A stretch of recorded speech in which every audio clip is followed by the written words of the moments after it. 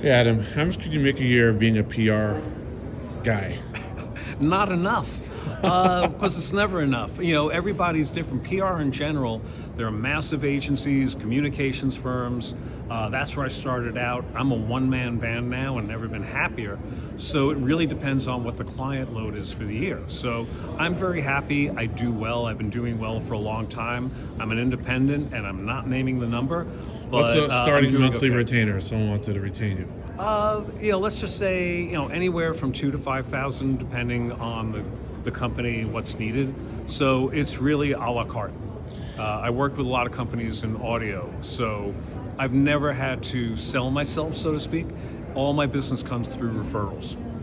And let's say I have a stupid example, pizza store, right?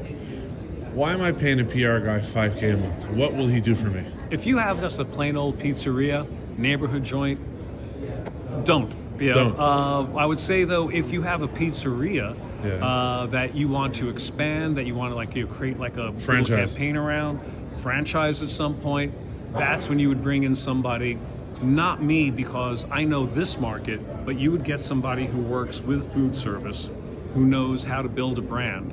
I've worked with people like that before, and it's fascinating. But my feeling let's is that you say- should always work with a specialist. Okay, Adam, let's say we were franchising pizza shops. What would a PR person do? What would his job to-do list? Well, they develop a marketing plan for you.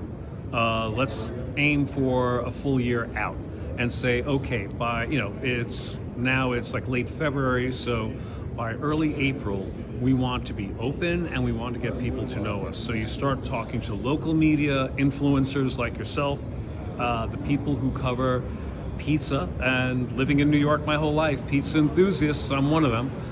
So the whole idea is that you get to know that market and just keep a steady flow of information going out.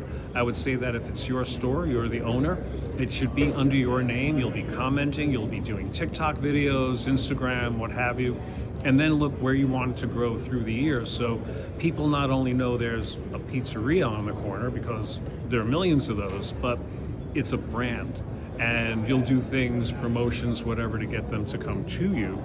And then start thinking about, okay, talking to the local community, getting to business owners. So it's an extensive effort. So getting attention, would you say is your job? Getting attention is the big part, but also getting the right attention. There's an old expression, there's no such thing as bad PR. I don't believe that for a heartbeat. And I've lived through it, so I know. So you want to make sure it's the right message. A big part of it is also, let's say somebody gets food poisoning at your pizzeria, and they start becoming vocal about it. They're out there on social media, and they're in local parents groups on Facebook complaining about it. Get in front of it. You don't just reply or say, "Oh, we're really sorry," but you try to say, get in touch with them directly, then point out in public, this hasn't happened before, and then talk about, do videos of, let's say, the cleaning process and all that. It's going to look a little defensive at first, but it shows that you're taking it seriously. The worst thing you can do is ignore it or just say, well, we'll give you a free pizza next time. Just be quiet. So you think targeting and attacking the problem head on to show that you care. Showing that you care is a big part of the PR. Right, targeting and managing the problem. Sometimes you can't make it go away, but you can manage that message and try to shape it over time. Right, so I guess there's positive PR work and then there's crisis management. With two separate Right. jobs, or usually the same person will handle both? With the companies I work with, I'm the person who would handle both. But let's say it was a bigger company, not just a pizzeria, but an actual, company, a small Right. company, and something happens, a crisis person comes in and they know how to manage that specific effort. Those people make a lot of money and it's well deserved. They're also, not always the most loved people out there, certainly by the press, but they have a job to do. So if you think of some, What could you make being crisis management? more than you would just a plain old PR person. How much? I'm not naming numbers. Throw a number. You'll do well. I mean, if you're in crisis management, work for a big company and you'll be fine. Your kids will go to a good school. $500,000? It could be a lot less. Less, 300. It could be 150. It depends on how good you are and what you're doing. It's like anything else. There's no bottom line. There's no general number. And school, do you need to go to school or not? There are PR degrees. I didn't get one. Frankly, I was going in for radio way back when. That didn't kind of gel the way I wanted it to. And I weaseled my way, managed stores, worked for ad agencies, then got a job at a PR firm that handled Sony Electronics at the time. And I've always been heavily into audio and video, especially audio. So I walked in knowing the language. And it's the one thing I would recommend to anybody considering it, even before going to school for it. Pick something, an area that you have passion for. So for me, it's audio. It could be pizza. It could be anything. But if you have a passion for it, you probably know the market, or you want to get to know the market and build it from there. I think I've done well only because I care about this, and I would be here as a consumer if I wasn't here as a professional. How do you convince a operator-style business to get PR? Do they know they need PR, or they sort of know? And what are the metrics in their operational brain, so to say, to convince the client you bring them value?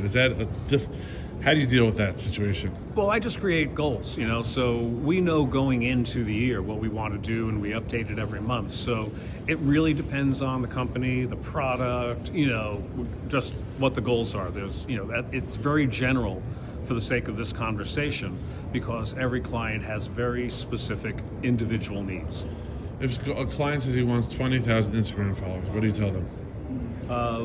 If they want what? 20,000 Instagram followers. First thing I would say is why? What do you do? How is that going to help you? And if that's it, then you do a focused program around Instagram and social in general, which you need to do anyway. But my feeling is don't get caught up in the numbers. Just make sure you're reaching the right people, because you can get 1 million followers, 3/4 of which care nothing about your category. So know what you're doing going in and speak to that market, and you'll build your audience with qualified consumers. So quality over quantity. Always. Thank you so much, Adam Somer, Sohmer. Your company name? Somer Associates. You can find me under Based Somer. in? Bay Ridge, Brooklyn. Bay Ridge, Brooklyn? Yeah, but I work globally because it's that kind of world we live in. None of my clients are in New York City. And you can find me at somerpr.com. And Instagram, TikTok, are you on those? I'm there under my own name, Adam Somer. But not for your business? Right. Got you. Adam Somer, check him out. All the best.